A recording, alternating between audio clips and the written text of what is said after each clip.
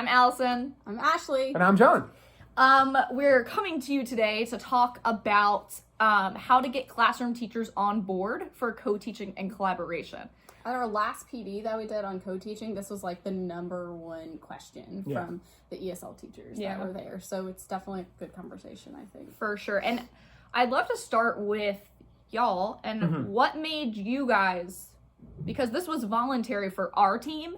So what was the thing that made you say yes or want to try this collaborative partnership? I'll go first, Okay. since, historically, you and I started co-teaching first. Yes. For me, I transitioned from upper grades. I came from middle school to teach elementary, and then I was teaching upper grades, 4th grade. Then I transitioned down to 2nd grade.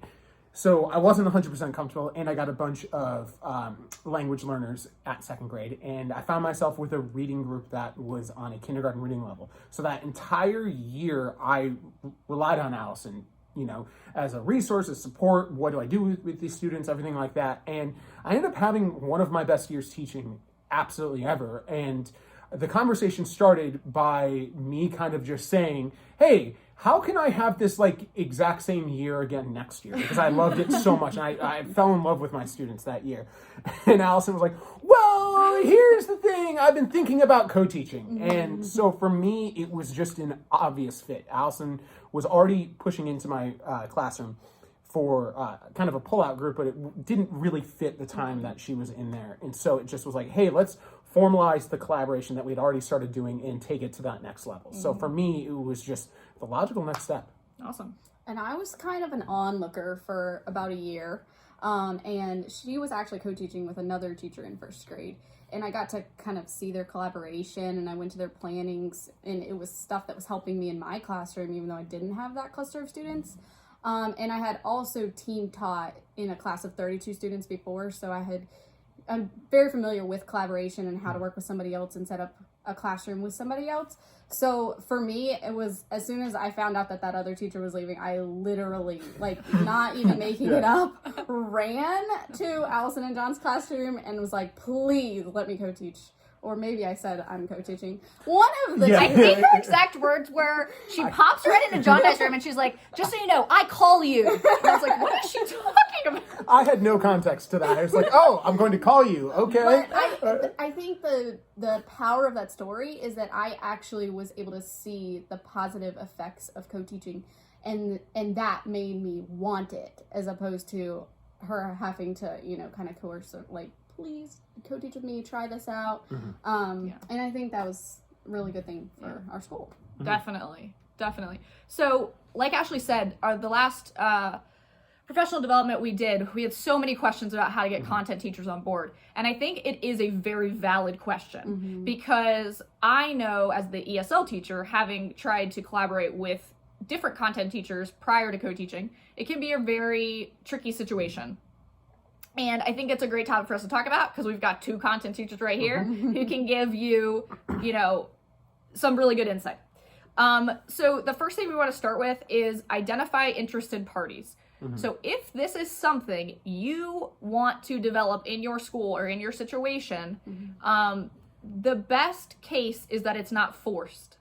So we know that in a lot of schools, it's pretty common for people to be voluntold to collaborate or to co-teach or whatever. And I know everyone makes the best of situations like that.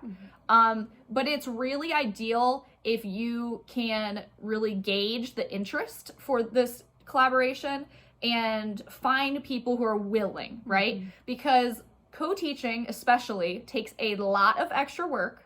Right? It takes a lot of extra commitment, dedication, okay? And there are people who just either don't feel they have the time for that.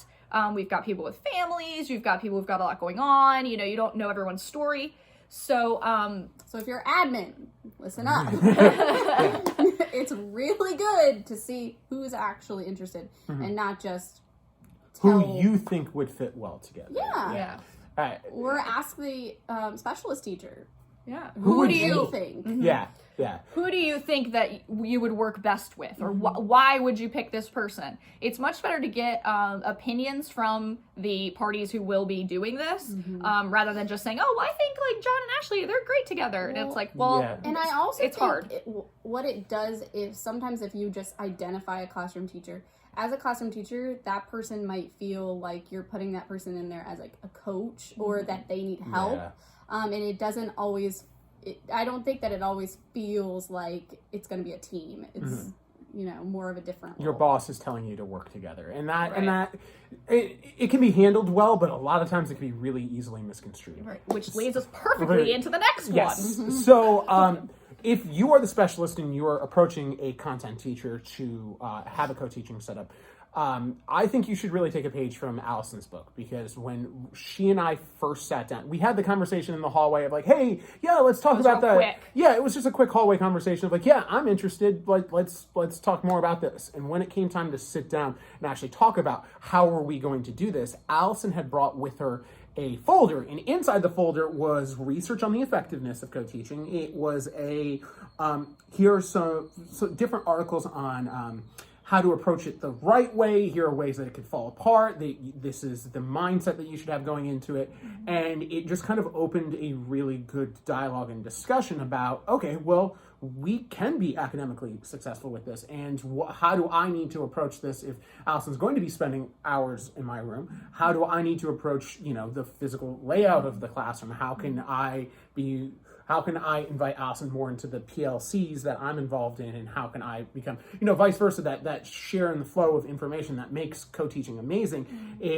You can really start off on the right foot if you're presenting yourself in the right way and giving that information of this is how we are going to be effective and this is how we are going to be successful. Because honestly, something I think about all the time is all teachers are just so busy, right? We have so much on our plates, and content teachers, specialists, everyone, okay? So when you say, hey, let's do this thing that's going to take more work, their original reaction is going to go, no, I have enough work, no. But if you come to them saying, hey, this is the why of this is how it could benefit students, this is how it can make us better teachers, this is how we could do it or set it up, and really show them why would I want to do this with you? And I think part of it too, that conversation came in, we talked about successes that we had that year. We had one boy in particular who had massive growth that year. And then there were a couple other students that we didn't get the results that we were looking for. So part of that was, I think we could address our students' needs better if I'm in the room for your reading block, if I'm co-teaching with you. And that's a powerful argument. And I also made it very clear that this is all for growth. Yes. Growth of the students, growth of us as professionals, right? It's not about judgment. It's not about, we are on the same team. I'm not going to come into your room and say like, oh, why did you do that? Or da da da. I might ask questions, right? So we could be better together. But it's not like I'm coming in there to judge you for any reason. Which really brings us to the next one. Just show the person that you're interested in co-teaching with that you value their expertise. So she didn't go to John in some negative connotation. What we did this year, it just didn't work, and we've got to figure something else out. But she approaches John and says, I think we have some good things going on. I think that you have some of the skills that these language learners need, and that is why I want to work with you. So it's more of choosing them and then kind of flattering them. You gotta butter them up a little bit. I mean, you probably could have chosen any second grade teacher if you wanted to. It didn't have to be the one that you worked with previously.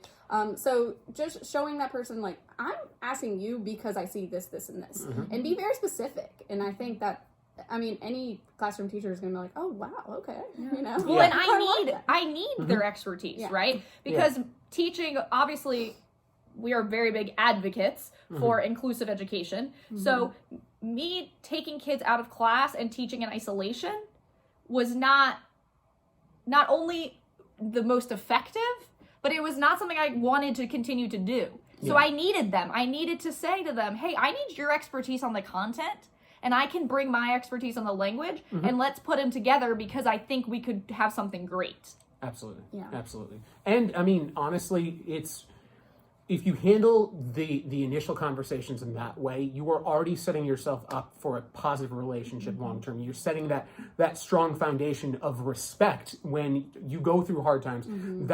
You already have that foundation of, hey, I respect you as a professional. We just happen to be disagreeing right now. And that's powerful. Yeah. And I mean, we do know that not everybody has this opportunity to choose. So even if you were told who you're gonna work with, think of one positive thing you know about them and say, I'm so excited that I got paired with you because you are strong in this, or I've seen the great things relationships you build with the kids. You are so organized, and I'm a hot mess, and I hope you help me out with that. Go ahead and give them something that they're going to teach you, so that they don't start to feel that like they're being micromanaged, or that it's something that it's not. That you're in it together. Yeah, for sure. So when it comes time, whether you approach someone yourself or you're voluntold to do it, one of our biggest advice is to actually start small, start manageable, don't immediately expect to start day one finishing each other's sentences and having a completely integrated curriculum and everything's going to go smoothly. Even with in all of our cases, we were excited to be involved in co-teaching. And that first quarter, and for Allison and I, and the first quarter for Ashley and Allison, was a little rough. It was awkward. It absolutely is. And I've said this before, but teaching is by nature a very insular career, and there's been a lot of push with collaboration and PLCs to kind of broaden that up, but at the end of the day, a classroom teacher is closing their door behind them and is delivering instruction. So start small, start with manageable steps to facilitate that co-teaching, whether it is our co-teaching is at the point of, I'm going to give you this activity and I'm going to sit back and be the assistant for your activity, and then I will take the lead. Start small there, where you get comfortable jumping into another person's activity. Sometimes one teach, one assist is appropriate when you're just getting to know your co-teacher. And giving That's up. okay. Yeah, and for a classroom teacher, for a content teacher, learning to give up that control for 5 minutes, for 10 minutes, it's scary, right? It is scary, but it is such an important step. You can't just dive into team teaching without having that willingness to give up control and trust your co-teacher. Exactly. And you have to build that trust. One thing I wanted to say about that too is when I first started co-teaching with them, I had a lot to learn, right, with the content piece, because I always tried to keep up with content as far as when I did my scheduled ESL classes, but there's so much, right? And you can only learn so much, especially if you're an ESL teacher that's like over multiple grade levels. If you're K-5 or you're like, there's a lot, right? And so if they would have come into it being like, okay, here's your curriculum, read this, and here's the standards, learn those, and this, I would have been like, oh, dear Lord, what? And same if I would have come in and been like, here's the binder of every language scaffold I've ever learned, and here's this. Like, they would have been like, okay, no. So you have to start small, because the knowledge that I have and the knowledge that they have is vast. So you start small, and then now I feel so much more comfortable with the curriculum, with the standards, and they feel so much more comfortable. I'm talking for you, but disagree if you can. Like, with language and with building and language scaffolds and things like that. And so, it can be overwhelming. So just have baby steps. Yeah. And make sure to set that time. Part of starting small is that you are taking the time to reflect on what worked and reflect on what didn't work. So then you can take it to the next level. And that reflection piece is so important, because otherwise you're just going to remain in that, I do one activity, you do the next activity. And the reflection is really where the relationship building was for us. Yeah. Because if we didn't take the time to have those conversations, then we would never have grown. No, and that valid feedback is there, where Allison can point out something that I didn't notice about my own teaching style, and that's something that I can, even if I wasn't co-teaching, I would look and seek to improve about myself. Exactly.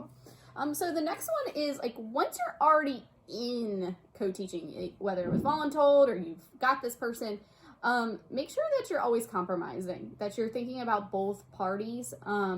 We definitely recommend just starting out by, what is our classroom routines going to look like? What are the expectations of students? And having those conversations together.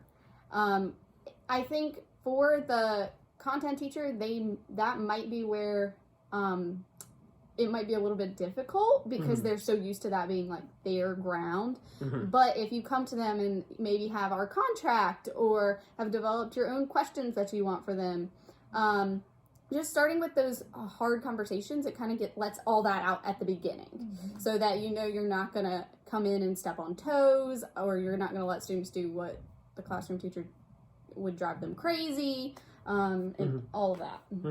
Absolutely. When you're developing those, this kind of all ties together, but our next point was advocating for yourself. So make sure when you're setting up those norms that you lay out what your non-negotiables are. If it's leaning back in a chair, that drives Allison insane. If it's someone, really does. yeah, someone, A lot of things drive me insane, actually, now that I'm thinking about it. I think I have a lot of pet peeves. But there's certain things that as teachers drive you insane. I don't mind clutter as much as other people, but I have a very hard time when people are talking when I'm talking. But I also need to be willing to compromise and recognize that if I'm in the middle of a sentence and Allison has something to add in, that, okay, I'll stop and I'll let her go. Be willing to give up that reign. This advocacy piece, in our conversations with people at professional developments, we've heard echoed from a lot of specialists that they're in a co-teaching dynamic and it's become very stagnant because the content teacher's doing most of the heavy lifting. And It turns more into like a assistant type relationship rather than a true co-teaching parity equality type. Absolutely. And at the end of the day, everyone needs to remember that they are a professional and they bring something to the table. And you are in that dynamic because you are bringing something to that dynamic. And so if you find yourself in kind of a stagnant assistant role or assistant position, advocate for yourself, have that tough conversation. And have those conversations early. Like, it's okay to go to someone and say, hey, you know what? I was thinking about co-teaching. You were the first name that I thought of because of such and such. Give them a compliment. And then say, here are some things that really bug me, and I just want to see if we're on this, like, if we would work well together. Like, why don't you tell me your pet peeves, I'll tell you mine, and how we envision this maybe could go. And it's okay to say, okay, well, that person said they're not really comfortable with having someone else in their room, so maybe that's not a good choice. Like, maybe I'll go talk to someone else. Like, that's okay. It's okay to do that. And honestly, we recommend it. Yeah, because nipping all those things in the bud right at the beginning is going to set you up for a better situation down the road. Absolutely. And it is okay to start in kind of an assistant role, taking turns, having lead, but you should always have that goal of transitioning to true parity in your daily Eventually, instruction. yeah. Whether it is in a parallel teaching format, a team teaching format, whatever it may be in, have that goal set for yourselves. But I would also say the classroom teacher, they don't know.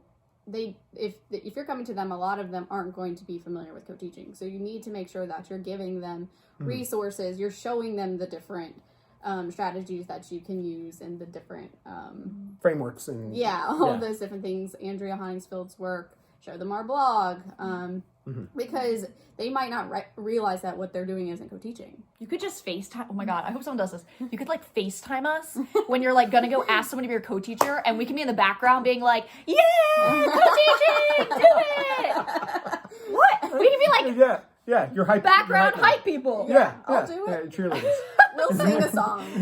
If someone actually wants to do that, let us know, because that sounds really fun. Okay. Can we do it live on I know, Twitter? right? It was so fun. We actually had someone, was it last year or 2 years ago, actually sent us pictures because we did we actually did FaceTime with her. She had requested just she wanted us to be a sounding board for her as she kind of tried to transition into co-teaching. Up to talking to that person. And then she sent us pictures a few weeks later, and she actually took a co-teaching book and like proposed to the co-teacher. It was adorable. Yeah. It was adorable. All right.